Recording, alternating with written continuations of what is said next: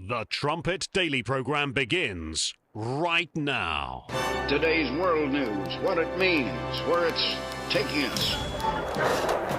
I bring you the one and only possible message of world peace. This is a message of hope, tremendous hope. And he said unto me, you must prophesy again. The Trumpet Daily program begins right now. Putin, meanwhile, has ordered 160,000 more troops to mobilize this week. And this is typical of what we have seen in Putin's behavior for a number of years. The supreme leader of Iran responding to President Trump's announcement that he could impose additional sanctions and his threats to bomb Tehran if a nuclear deal is not reached. The supreme leader is threatening that they would attack U.S. bases if you do something like that. The reality is the Russian, Iranian, North Korean triangle is getting much stronger, one that will also endure regardless of whether U.S.-Russia relations improve. The European Union has accused China of increasing cross-strait tensions by holding military drills around Taiwan. It called on all parties to exercise restraint. Taiwan has deployed its own navy in response to the drills, which some are calling a dress rehearsal for an invasion. Danger is moving towards us at full speed. We must not look the other way. It is time to shift to a wartime mindset. A wartime mindset. It seems like the world is consumed by war, a wartime mindset. We're hearing so much about trade wars. There are hot wars going on even as we speak. War is definitely in the air. You're listening to Stephen Flurry, and this is the Trumpet Daily. We appreciate you joining us on today's show. You can get to the live video stream of this program at trumpetdaily.com or at the Rumble channel, rumble.com/Trumpet Daily. The email address, td@thetrumpet.com. A few programs ago, I went through 1 Thessalonians 5. Again, just to prepare our minds. And, the other thing about this is there's endless talk about peace, about maintaining peace, as at the same time that we're talking about war. We need a wartime mindset. This is an unstable world, a world that you can feel it building toward an explosion. We've been going through the Olivet prophecy in class, Matthew 25, Luke 21, Mark 13. I mean, these are sobering prophecies that Jesus Christ uttered just days before his death, his crucifixion, his final beating, the scourging, the crucifixion, the resurrection. He's giving this prophecy, the greatest sermon on prophecy in history. And all of it was built around the disciples asking the question, what's going to be the sign of your coming? And Jesus actually gave a lot of them. And he said, you can know when it's near. That's the thing. You can know. You may not know the day or the hour, but you can know when it's near. You can know when it's even at the door. And even in that same sermon, he talks about, if the goodman of the house knew that he was going to be raided or the house was going to be broken into in the middle of the night, you'd stay up and keep watch. And so Christ said to his disciples, watch and pray always. Make sure you're observing world events. Make sure your eyes are open to the truth. And make sure you're praying earnestly, fervently. 1 Thessalonians 5, verse 2, it says, for yourselves know perfectly that the day of the Lord so comes as a thief in the night. For when they shall say peace and safety, then sudden destruction comes upon them as travail upon a woman with child, and they shall not escape. When they say peace and safety, beware. When there's a lot of talk about peace, about safety, make sure you're listening to the other talk about wartime mindsets. Don't go to sleep during these very urgent times. That's what Paul's saying here in 1 Thessalonians 5. That's what he said over in Romans 13. Don't go to sleep. You look at what happened to the Laodiceans. Let's talk about a Laodicean mindset for a moment. That even as the world prepares for war, most of God's people have gone to sleep. Their eyes are closed. It says in Revelation chapter 3 that they're just rich and increased with goods. But they're blind, they're naked, they're miserable spiritually. They don't see their sick spiritual condition. And so they're going to be caught unawares. They're going to be sleeping when they should be awake and sounding the alarm. This Newsweek title, Putin launches largest military draft in years despite ceasefire talks. It's like we put out in the morning brief yesterday. Does this look like a man who wants a ceasefire? You're putting out or enlarging a draft. You're calling for another 160,000 troops. Does that sound like a man who wants to make peace? Is he a peacemaker or is he a war maker? It says for Russia's economy, peace poses a threat. That's the Wall Street Journal. They don't want peace. They like war. The wartime mindset is going to lead to hundreds of billions of dollars going into the German economy and Europe. It says reports like this show just how much Putin is committed to his war, regardless of Trump's impression of him. As Gerald Fleury wrote in our print edition of the Trumpet magazine, Trump believes he can negotiate with Putin, giving him sections of Ukraine and expecting this to pacify him. This reveals a total lack of comprehension of the man he is dealing with. What we're dealing with is a world consumed by war. You see lawfare, you see hot wars, you see trade wars. I'll get to that in just a second. You see all kinds of conflict, rivalry, hatred, division. I mean, just look at the political war that's going on in so many countries. I mentioned this Steve Witkoff piece yesterday by Jonathan Tobin. The Trump foreign policy team's real problem. Just give you a little bit more from this article. I touched on it at the end of yesterday's show, but it says, indeed, the more you listen to the 88-minute conversation talking about Witkoff and the sit-down that he had with Tucker Carlson, the more obvious becomes that Witkoff knows nothing about the region. He not only displayed a lack of the moral clarity regarding the conflict demonstrated by his boss, but also showed that he has little idea about the nature of the foreign policy realism the administration has embraced. It's talking about Israeli relations with the U.S., and its war against Hamas, all of this following October 7. It says Witkoff's comments don't involve the wrongful disclosure of classified information, but by going on Carlson's podcast and speaking about his warm feelings for Qatar and his ideas regarding the Israel-Hamas conflict, he displayed judgment that was arguably even worse than that demonstrated in the group chat scandal. You know, the group chat signal, the Democrats trying to make a big deal out of that. The big takeaway from that development or story is how Europe reacted, really. And also the Middle East. Further on, it says, Trump has put Witkoff, who is favorably inclined to America's enemies, think about this, favorably inclined to America's enemies, in a position of influence. It says in Israel, he behaved, listen to this, he behaved like the hostile envoys whom Biden and former President Barack Obama sent there. That's true. People may not like the truth in this case, but he's really no different. No different compared to an Obama diplomat that went in there and loved sitting down with tyrants, with dictators, negotiating, trying to make peace. I mentioned The Independent yesterday. I had another piece as well. Now, this is radically left-wing. It's obviously hostile to all things Trump.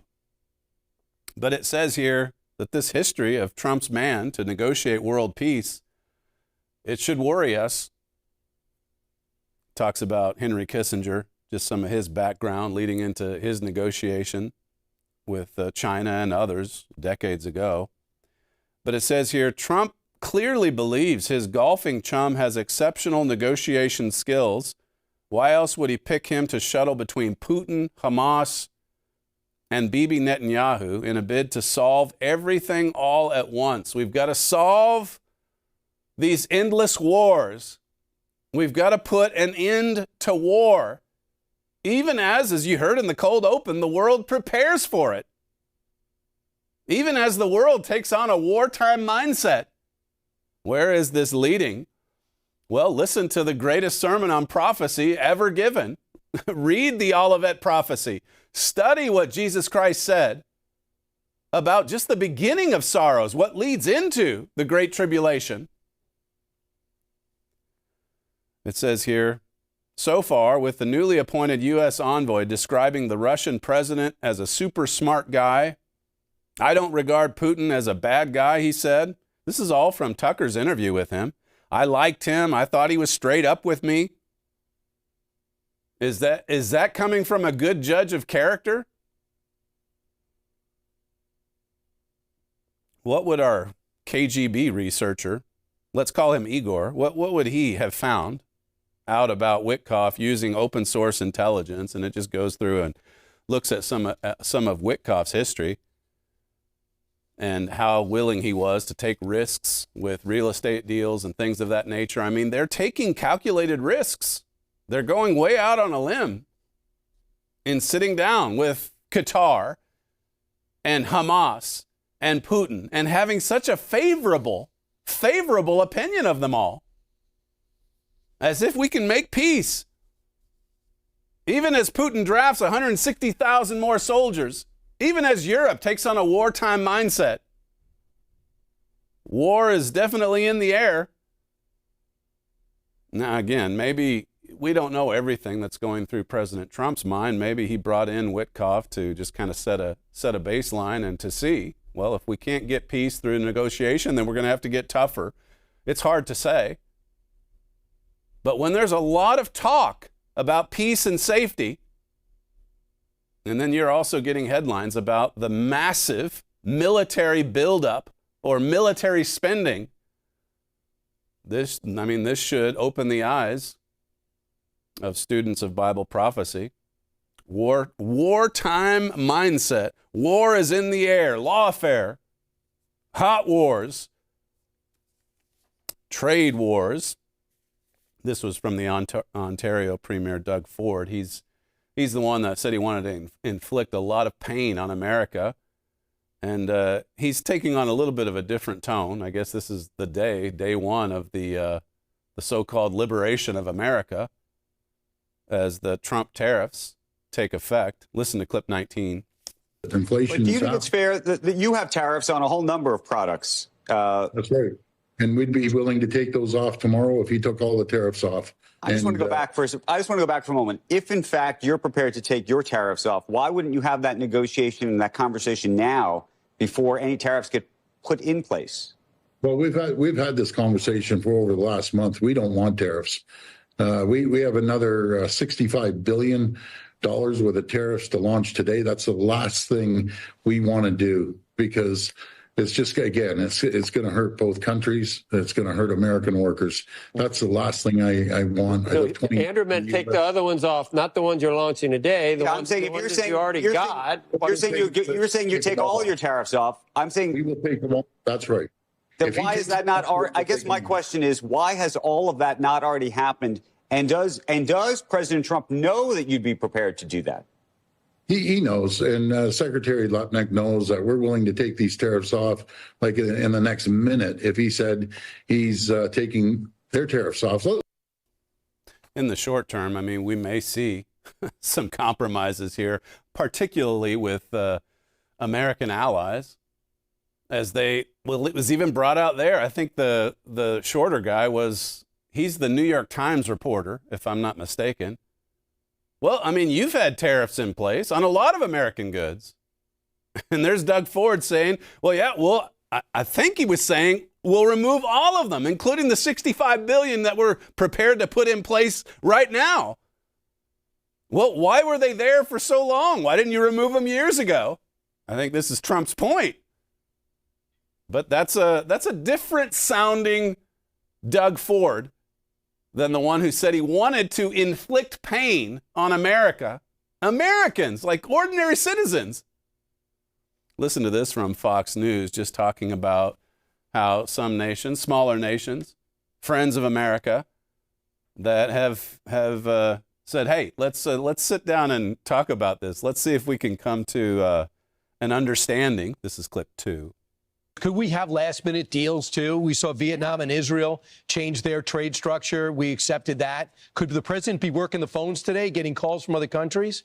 With President Trump, of course, he's known as a deal-maker, guys. You saw what Israel did. They zeroed out their tariffs in the United States. Right. So perhaps we could have some last-minute deals. Israel zeroed it out. Canada, I don't know how much authority Doug Ford has. He's not the prime minister, or won't be. But zeroing it out, that's, in my mind, that's an even playing field. But as I've been saying, really what we want to keep coming back to is, what do the enemies of America see this as? They see it as war, a declaration of war. You heard von der Leyen from yesterday, the clips we played, where she said, we didn't start this war. This was started by the bad orange man. Donald Trump brought this war upon us. War is in the air, in Europe, in Russia, in Qatar, with Hamas, in the Middle East, in Iran. You saw it there in the cold open. In the South China Sea, I mean, Taiwan, it's heating up. Everywhere that you look, there's hot spots all over the place. This is from France 24 in Europe regarding, again, the European take on this war, this trade war. Clip 4. A lot of reactions in the press in anticipation of Trump's threatened tariffs. The British daily, The Independent, had it on its front page today, saying that Britain was bracing for the worst as the Trump trade war erupts, very cleverly using a photo from the Icelandic volcano eruption yesterday to emphasize their wordplay there. Trump's threatened tariffs could cost the world over £1.1 trillion, it says. In the Daily Mirror, they headlined with carnage. They're saying that 25,000 jobs in Britain's car industry could be at risk. The world's preparing for carnage. Just think of these words that are being thrown around, and the trillions and trillions of dollars at stake. Everybody's looking out for their own at the moment. Self-interest. That's what's guiding every single nation. They all have the American first concept or mindset, only for their own nation. And so what happens when you see all these divisions, when you see this conflict, this strife, this division, when you see all of the dialogue having to do with wartime thinking, a wartime mindset? It's just like 1 Thessalonians 5 brings out, and so many other passages to go along with it. Here in the United States, I mean, it does look like, anyway, that the Democrats are regrouping to some degree, providing as much resistance as they can. I know the Republicans put a lot of hope into the election of this judge in Wisconsin to tilt the court in the favor of the conservatives. As it happens, I think the radical leftist won by 15 points. But then at the same time, you've got people in Wisconsin voting for voter ID laws as well, which is a big setback for the Democrat Party. You wouldn't think that Democrats would be campaigning on no voter ID, but they do. That's how they win. You might have seen the graphic going around social media of all the states that Kamala won and how that there's no voter ID there. And then the states she lost, they actually check your identification. And there's other graphics online where you see how many nations all over the world that require voter ID. So it was good news and bad news, I suppose, for Republicans last night in Wisconsin. Good news in Florida, gaining those 2 seats from the ones that Waltz and Matt Gaetz left vacant to pursue other things. So 2 more Republicans that they picked up in the House. But there was a story yesterday. Obama was working against Kamala Harris behind the scenes, didn't think she could win, according to a new book. So for all the talk about Republicans fighting, and they are, and there's not as much of a fighting spirit with those Republicans in Congress, that's for sure. I mean, here, the Luna gal, who's pretty much pro-Trump, she comes forward with her legislation, and she had to get a lot of Democrats to support it. She just had another baby, I guess. She wants to be able to spend 3 months with her baby and to vote via Zoom or with a proxy, vote of some kind. And Mike Johnson feels like that's a slippery slope. It was, I mean, look at how it was abused during the COVID period, the lockdowns. And so he doesn't want to go there. But just the fact that they'd be fighting over this right now, 2.5 months into Trump's term, his second term, even as he's trying to push through important legislation to control radical judges, for example, or the SAVE Act to protect, election integrity, what's left of it. And all that gets put on hold now for another week by these men and women in Congress. You would think they would be going, pedal to the metal, as the Trump people are, or at least are trying to. There's lots of gridlock and fighting to go around, but it's also there in the Democrat Party. And as you know, if you've read America Under Attack, or if you've listened to my father and his messages, I mean, we were telling you last summer, even earlier than that at some point God would have to silence Barack Obama. He would have to get Obama out of the way. I mean, they came so close to the complete fundamental transformation. And since that time, Obama's been silenced. This new book, this is Fox News' take. Reporter and author Jonathan Allen said Tuesday that former President Barack Obama was working against former Vice President Kamala Harris after Joe Biden dropped out last summer. He wanted an open primary because he didn't think Harris could win. I mean, this is probably true because, as we know, it took 4 or 5 days before they filmed the fake phone call saying, "Oh, congratulations, Kamala." So much fakery. President Obama absolutely did not think that Joe Biden should continue, according to our sources. And he also didn't want Kamala to be the replacement for Biden. He didn't think that she was the best choice for Democrats. And you know what's pretty hilarious about all this is that Obama's the one that selected Biden and Kamala. He selected Biden as his VP and then said later, he's famous for, messing everything up. But then he's the one that put the pressure on, installing Kamala as the fake president's VP back in, 2020. Things didn't work out for the dear leader the way that he was hoping. Allen, a senior politics reporter at NBC, joined MSNBC to discuss their book, set to be released this month, titled Fight. As it turned out, she didn't win, but he was really working against her, these authors claim. This is from Jonathan Allen, one of the authors, clip 6. President Obama absolutely did not think that Joe Biden should continue, according to our sources close to President Obama. And he also didn't want Kamala Harris to be the replacement for Biden. He didn't think that she was the best choice for Democrats. And he worked really behind the scenes for a long time to try to have a mini primary or an open convention or mini primary leading to an open convention. Did not have faith in her ability to win the election. So, and as it turned out, she didn't win, but he was really working against her In one moment, he had set up a phone call with Congressman Clyburn from South Carolina on the day that Joe Biden handed off the baton to Kamala Harris. And Obama had set up a call with Clyburn for like 5:30 that afternoon. And Clyburn thought to himself, this guy's going to try to rope me into the open convention thing. I better get my endorsement of Harris out there fast so that this is a short conversation. Now, that takes us back to, what was it, the end of July last summer? And what's interesting there, if this guy's right, is that they didn't fear Obama anymore. The Bidens, I mean, they all hate each other. They're all competing with each other. But they didn't fear the dear leader.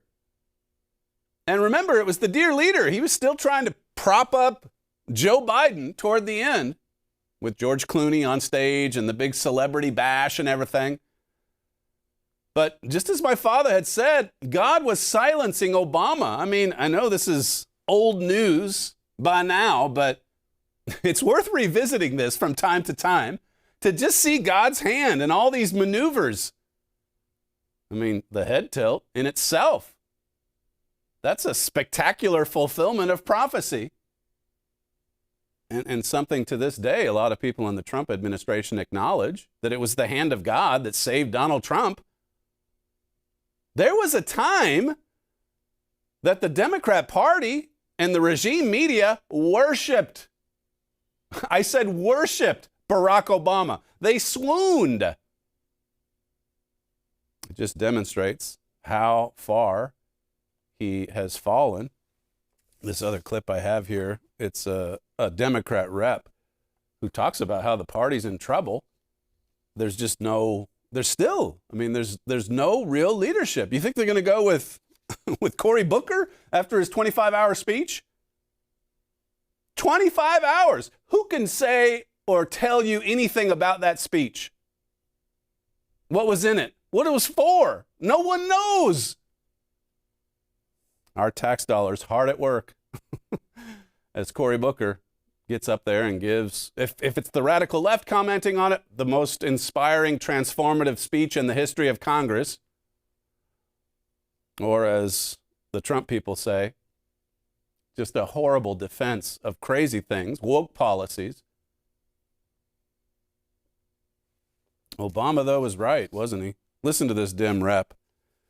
Right about Kamala, I should say. But he was also silenced.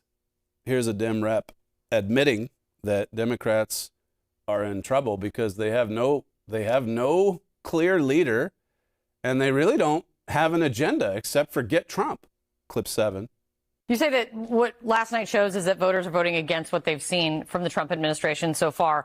My question, though, is, are they voting against? Are they voting? Is there anything that they're voting for when it comes to for Democrats that Democrats are providing? We know there is a big conversation, fight, whatever you want to call it, going on within the Democratic Party after big election losses of who's really leading, what direction should you lean? Should you lean more liberal? Should you lean more moderate going on? Gavin Newsom, the governor of California, calling the Democratic brand absolutely toxic and really problematic. Have Democrats shown yet that they are giving voters anything to vote for, or is it simply just against Donald Trump?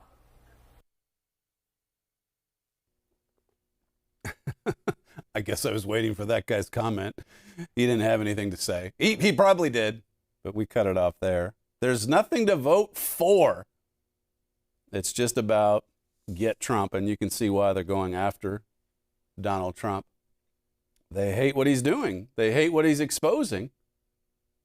Elon Musk, I mean, he's going from one agency to the next, and now he's talking about looking into how so many of these politicians have become so fabulously wealthy. I think he's got his sights set on Nancy Pelosi in particular. She's worth $285 million. How does she go from a $200,000 a year salary to being worth $350 million? How does this happen? It pays to work in the swamp. Here's Elon Musk talking on this, clip 12. Meanwhile, DOGE may have just found their next target. Elon Musk says he's now focusing on members of Congress who became, quote, strangely wealthy while in Congress. They'll send the money overseas to one NGO, then they'll go through a bunch of them, and then I'm highly confident that a bunch of that money then comes back to the United States and lands in the pockets of the people you just mentioned.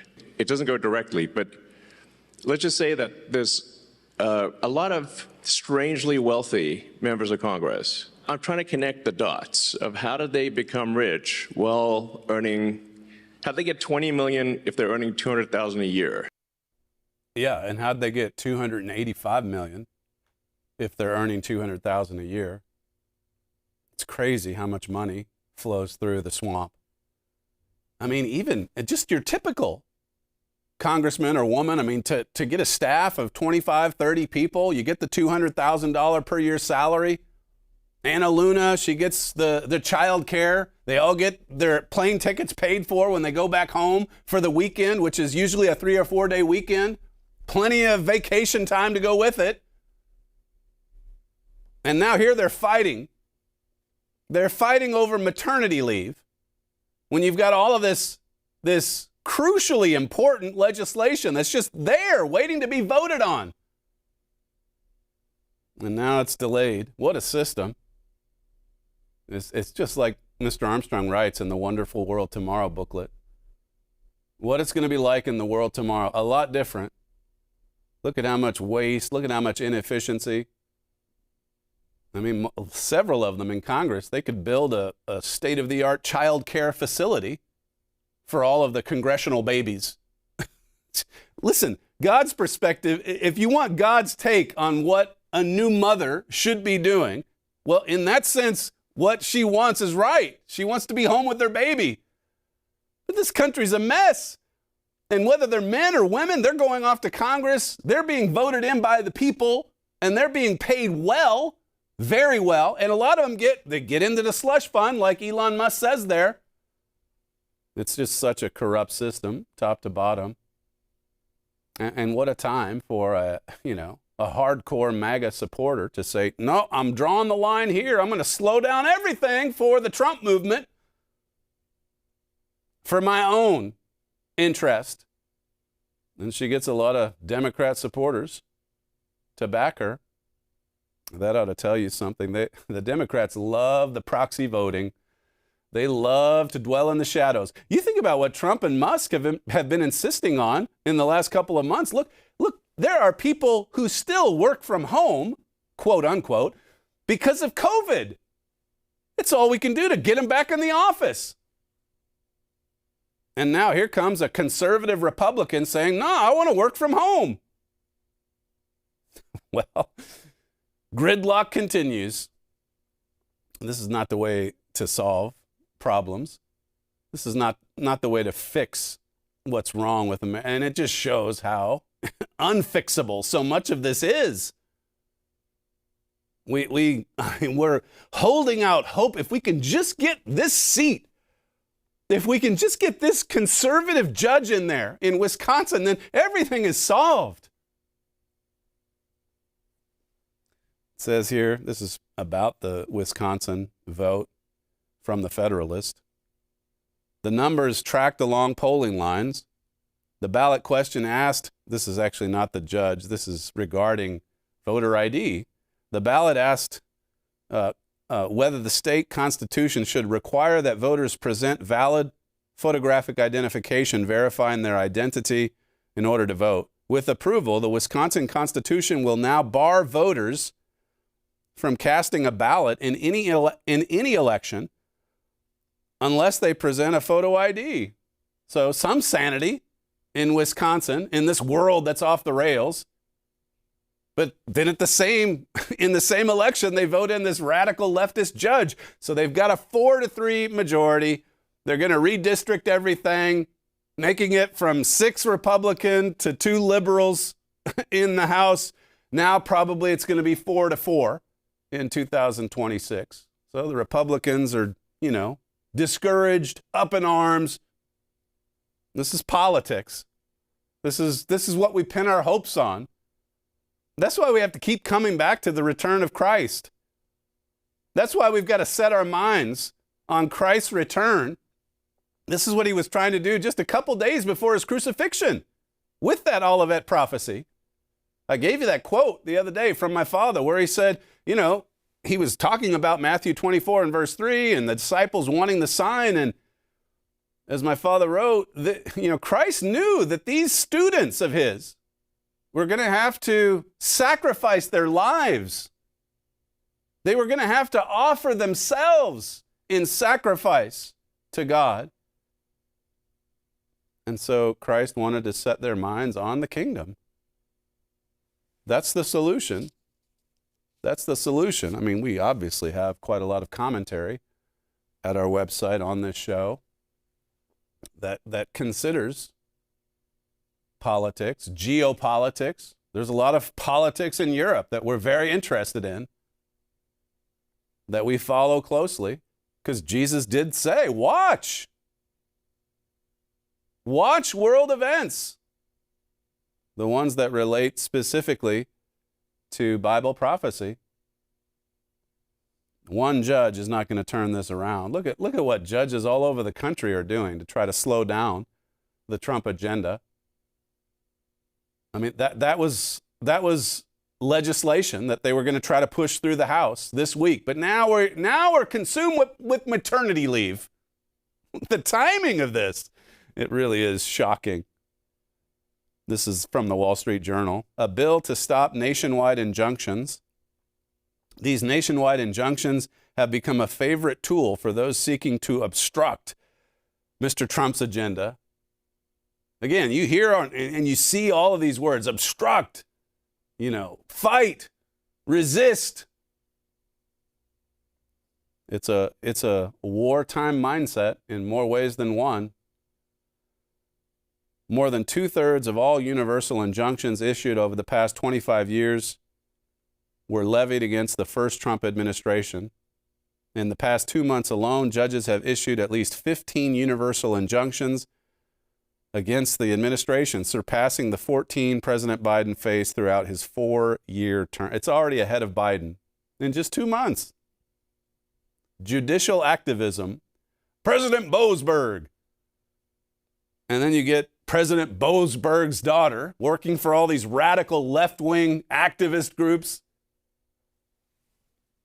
really making money off of her father's movement, the radical leftist movement. It pays to resist. It pays to get Trump. Listen to this exchange about the lawfare that continues. Clip 13. You've written critically about these national injunctions and said that they're really out of control. Explain what you mean. Well, they are out of control, Paul. And if you look at the history here, Bill Barr, during Trump's first term, gave a speech, noted that in the entire 20th century, there were only 27 of these issued. By contrast, in Donald Trump's first term, there were more than 60 of them issued just in those 4 years alone.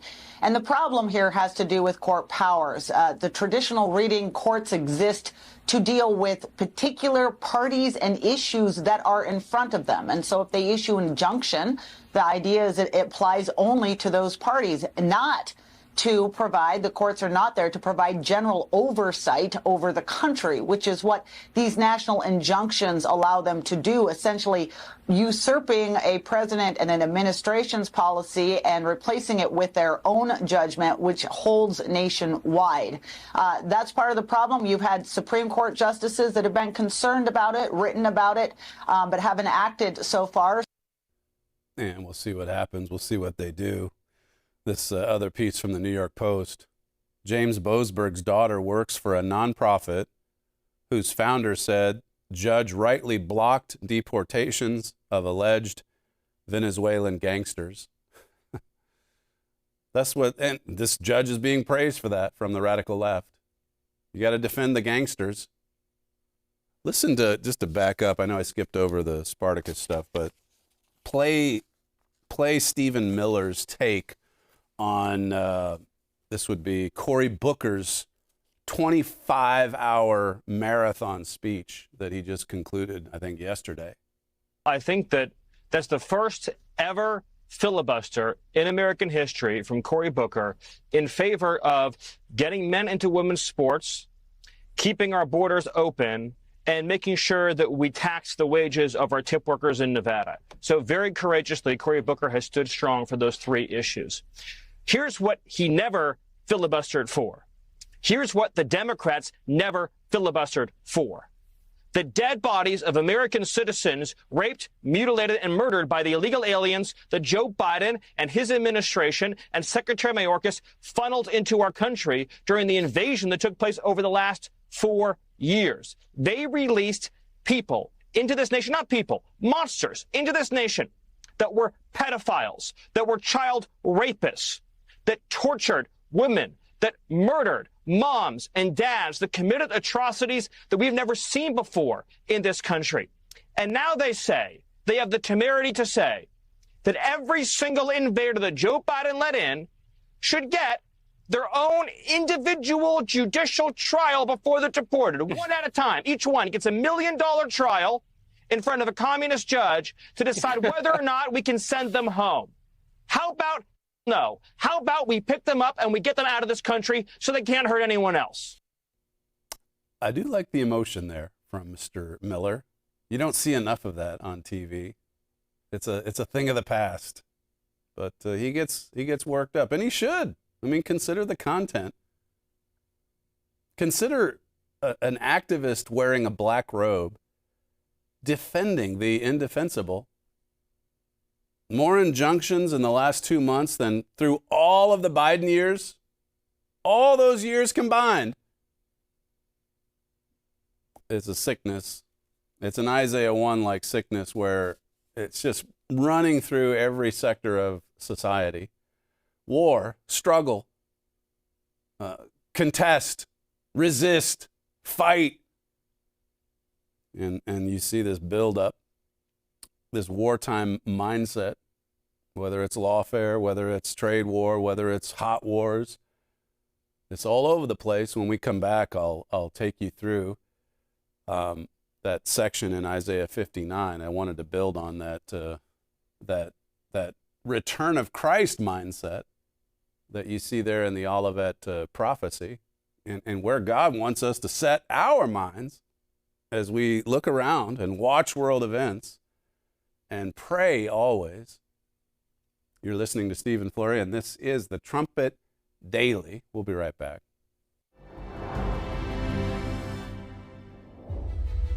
Prosperity, government, trade, technology, stability, freedom. The last 2 centuries have been the exception in human history. How did we get here? The 19th century was dominated by an empire that exported civility, order, standards, and opened the doors for global trade. It ended slavery and implemented a system of governance that protected people's rights. And then in the 20th century, a new power came to dominate. Remarkably, one that would continue in the same traditions as its predecessor. For 200 years, the United States and Britain dominated the world stage. How did these two nations rise to prominence so suddenly? And why are their legacies so relentlessly attacked today? The astonishing truth is that your Bible prophesied the rise of Britain and the United States. It also prophesied their fall. The biblical identity of these two nations is the vital key that unlocks Bible prophecy. This lost master key to prophecy is revealed in Herbert W. Armstrong's most requested book, The United States and Britain in Prophecy. You must understand the biblical identities of these two nations to comprehend where we are in Bible prophecy today. To learn more about this vital truth, request your free copy of The United States and Britain in Prophecy.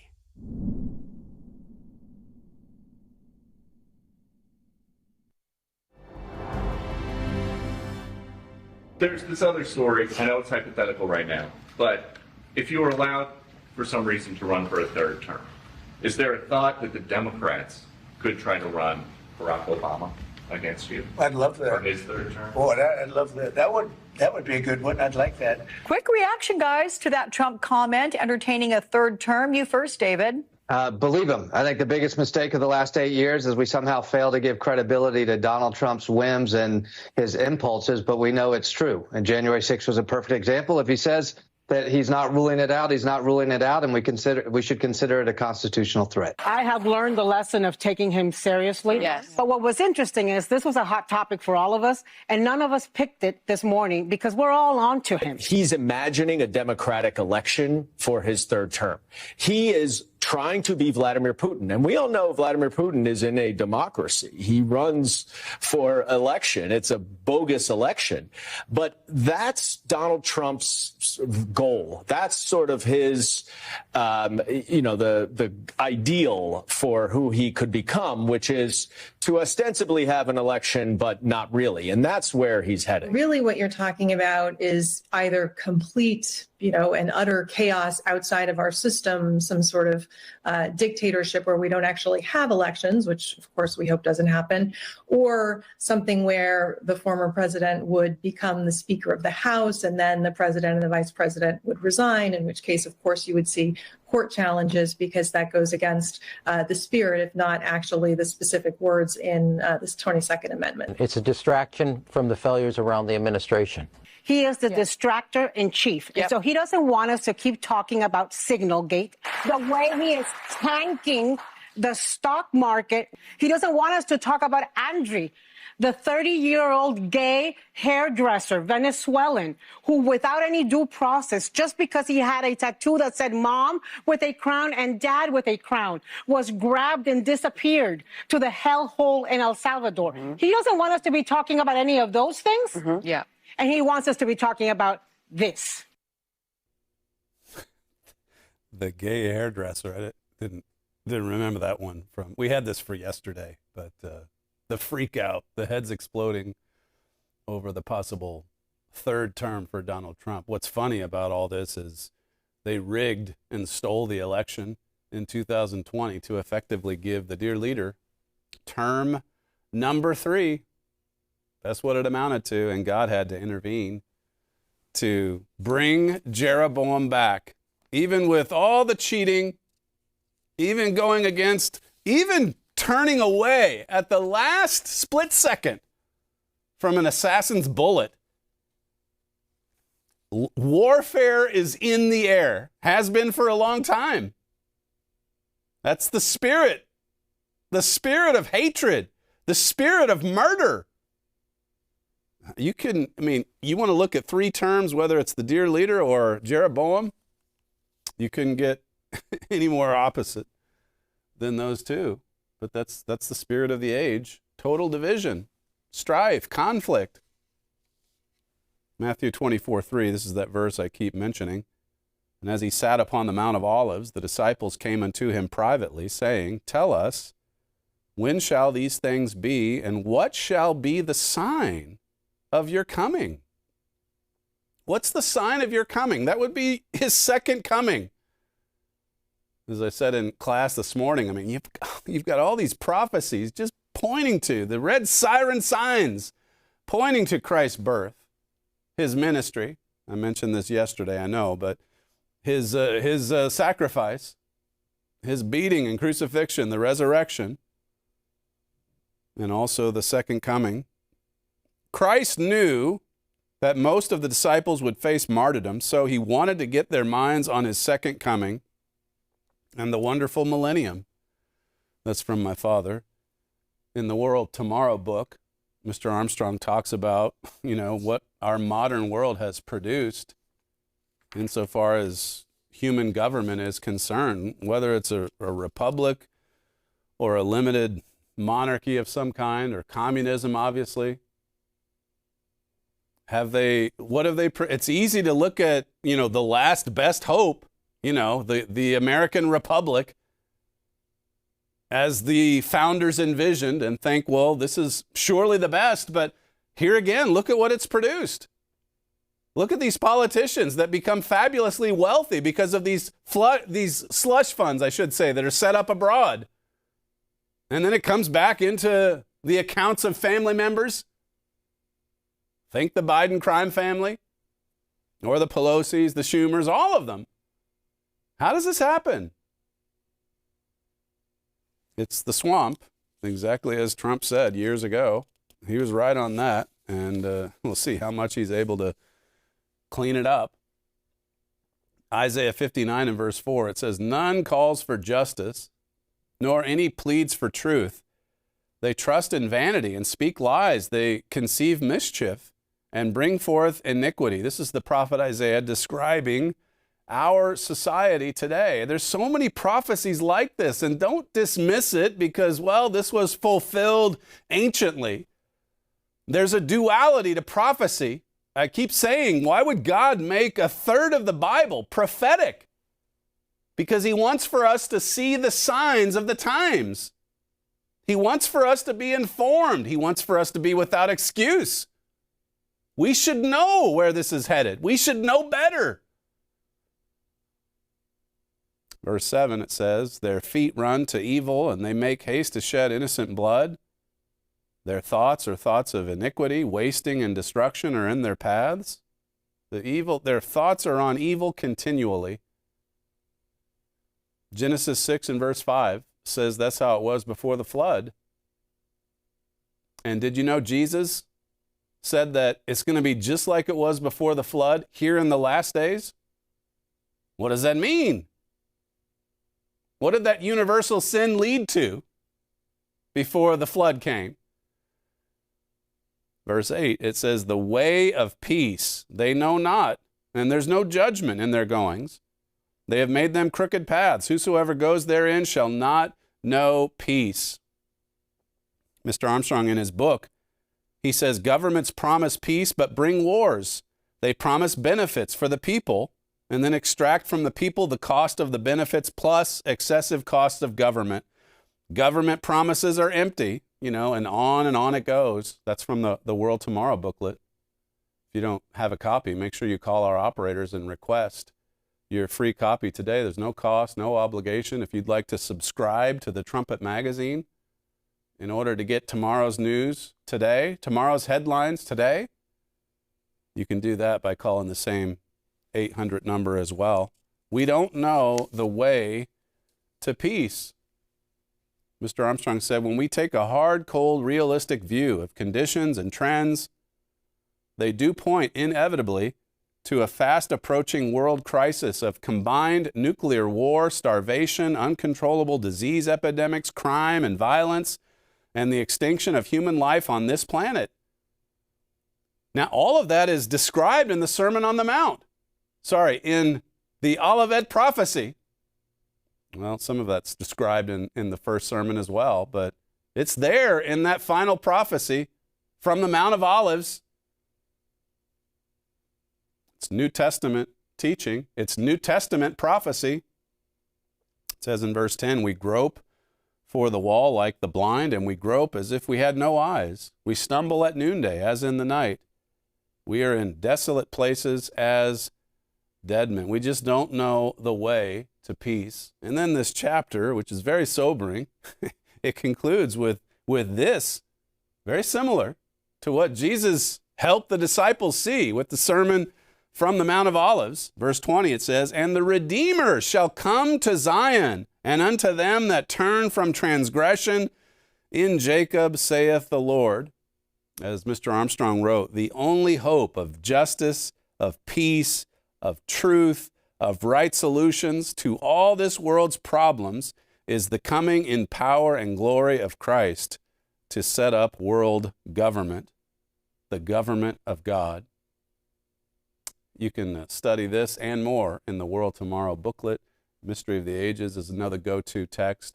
All of our literature is offered without cost or obligation. As this world goes up in flames, God wants us to set our minds on this coming world government, the government of God.